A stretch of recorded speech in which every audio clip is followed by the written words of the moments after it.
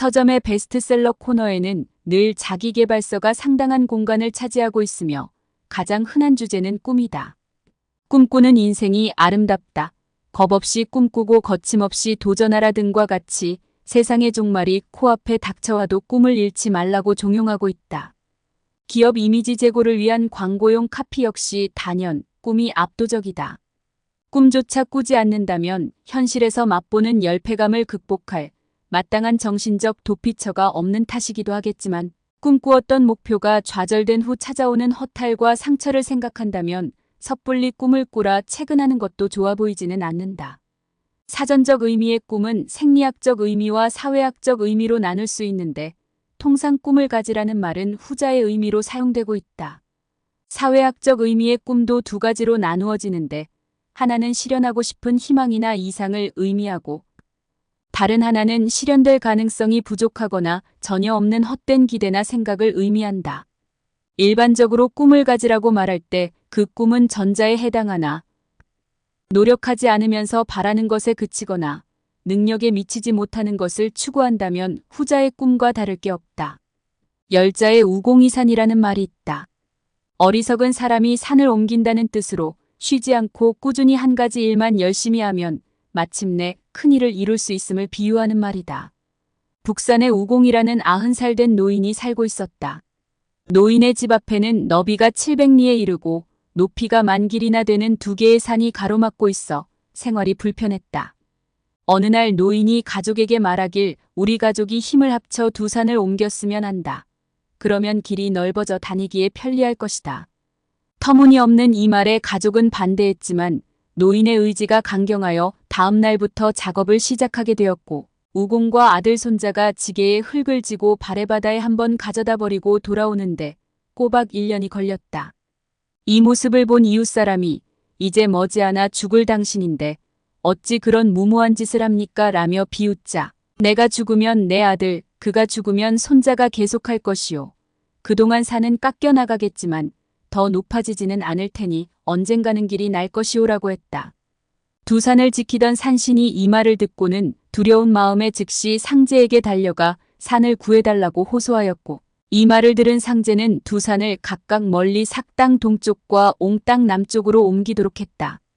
이 말 같지도 않은 이야기는 헛된 꿈을 경계하는 고사로 인용되어야 마땅함에도 꾸준히 노력하면 무엇이든 이룰 수 있다는 좋은 의미로 포장되어 명사로 존경받는 사람들조차 인용하는 흔한 고사가 되었다. 이와 유사한 의미를 지닌 말로 당서에 마부작침이라는 말이 있다. 도끼를 갈아 바늘을 만든다는 뜻으로 아무리 어려운 일이라도 노력을 멈추지 않으면 반드시 이룰 수 있음을 비유하는 말로 사용되고 있다. 이 말은 오늘날 시선으로 추앙받고 있는 당나라 시인 이백으로부터 유래되었다. 젊은 시절 학문에 소홀하던 이백이 뒤늦게 마음을 다잡고 상이산에 들어가 공부를 시작했으나 이내 실증을 느끼게 되었다. 결국 하산하기로 마음먹고 집으로 가는 길에 냇가에서 한 노파가 무엇인가를 열심히 갈고 있는 모습을 보았다. 이백이 다가가 무엇을 하고 있느냐 물었더니 노파는 도끼로 바늘을 만든다고 대답했다. 이백이 기가 막혀 큰 소리로 웃자 노파는 가만히 이백을 쳐다보며 꾸짖듯 말했다. 비웃을 일이 아니다. 중도에 그만두지만 않는다면 언젠가는 이 도끼로 바늘을 만들 수가 있다. 이 말을 들은 이백이 크게 깨달아 그 후로는 한눈 팔지 않고 열심히 공부하여 역사의 길이 남을 대시인이 되었다. 얼핏 무거운 가르침을 주는 고사인 것 같지만 이 역시 헛된 일에 에너지를 낭비하는 무모하고 어리석은 이야기가 아닐 수 없다. 도끼를 갈아 바늘을 만드는 것은 많은 바늘을 녹여 도끼를 만드는 것처럼 원래의 용도를 훼손하는 어리석은 행동임에도 마치 바람직한 행동인 것처럼 무사람들에게 인용되고 있는 것이다. 불가능한 목표나 그릇된 목표는 시작도 하지 말아야 하는 것처럼 쉼없이 노력하면 이룰 수 있는 목표라 할지라도 효율성이 현저히 떨어진다면 같은 노력으로 더 많은 성과를 낼 수 있는 목표로 전환함이 옳다. 꿈은 가능성과 현실성을 동시에 갖추어야 하며 한 방울의 땀이라도 헛된 곳에 소모되지 않도록 치밀하게 설계해야 한다. 이루기 어려운 한 개의 꿈을 가지는 것보다 쉽게 이룰 수 있는 작은 꿈을 많이 가져야 할 이유는 많지만 가장 큰 이유는 성취의 기쁨을 자주 느낄 수 있다는 것이다. 그런 이유로 꿈은 소소하게 많은 게 좋고 연월일 단위로 잘게 쪼갤 수만 있다면 그렇게 하는 게 좋다. 인생 전체가 하나의 목표를 이루기 위한 거대한 과정이 되어선 안 된다는 것이다. 쉽사리 이룰 수 없는 커다란 꿈을 위해 평생을 시련 속에 사는 것만큼 헛되고 무모한 일은 없다. 그보다는 실현 가능한 작은 꿈들을 인생길에 촘촘히 세워두고 하나씩 이루어갈 때마다 만족을 누리는 게 훨씬 실속 있고 지혜로운 삶이다. 고달픈 현실 탈피가 꿈이었던 한 소년이 작은 성취를 이루어가며 성장을 거듭하다 후일 세계적 기업을 일으킨 위대한 경영인이 있었다. 현대그룹의 창업자 정주영이다.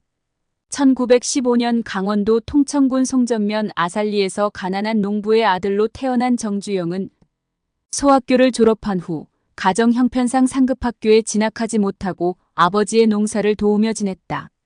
아버지는 정주영이 농사꾼이 되기를 원했으나 농사꾼이 되기 싫었던 정주영은 아버지의 소판 돈을 훔쳐 무작정 가출했다. 딱히 정해진 목표도 갈 곳도 없었던 그는 막노동으로 생계를 이어가다 서울 신당동에 있는 복흥상회라는 쌀가게에서 점원 생활을 했는데 노름에 빠진 외아들에게 실망한 가게 주인이 성실한 정주영에게 감복하여 그에게 쌀가게를 넘겨주었다. 쌀가게를 운영하며 안정을 찾아가던 무렵 일제당국이 쌀 배급제를 시행하면서 가게 문을 닫게 되자 이를 계기로 대부업자 오윤근에게 돈을 빌려 직원 80명을 둔 자동차 수리 공장을 개업했다.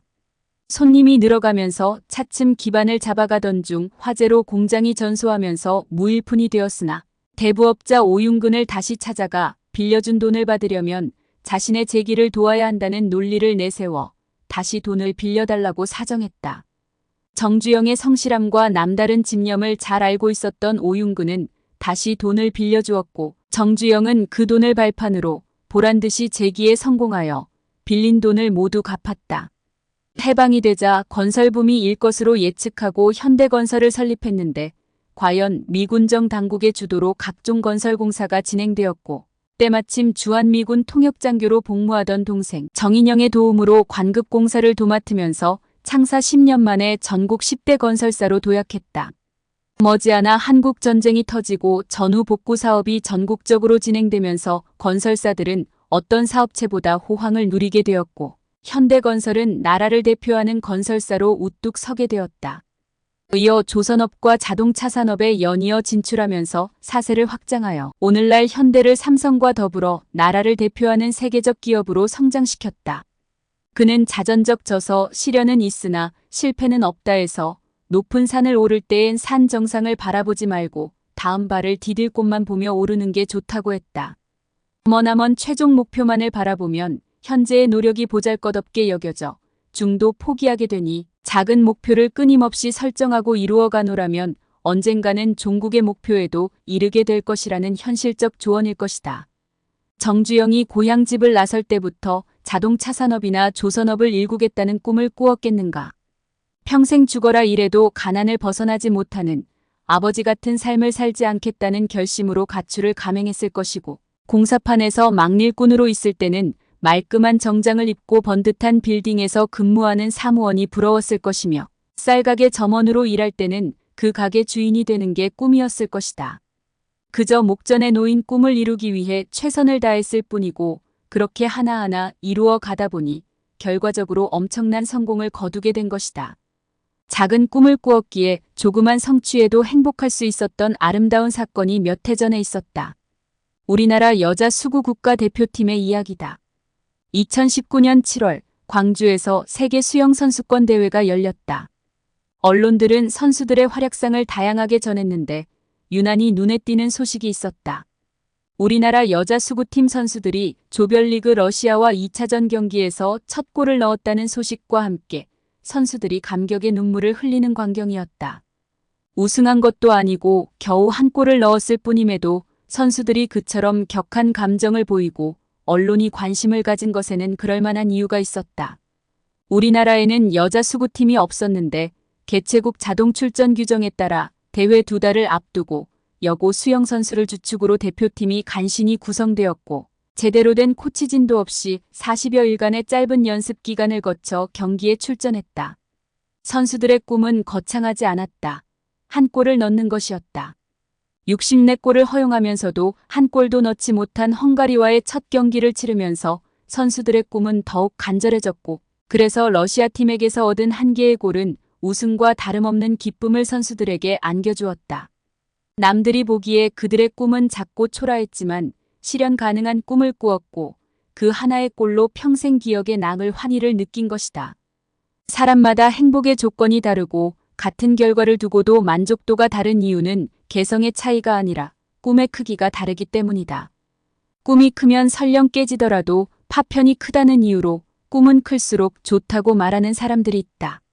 꿈이 금덩이라면 가능한 논리이지만 꿈을 도자기에 비유한다면 그런 주장은 합당치 않다. 꿈이 클수록 깨졌을 때 입는 상처는 클 수밖에 없고, 상처가 클수록 재기의 시간도 길어지니 꿈이 꿈으로 끝나지 않도록 꿈의 크기를 줄이라고 권하고 싶다.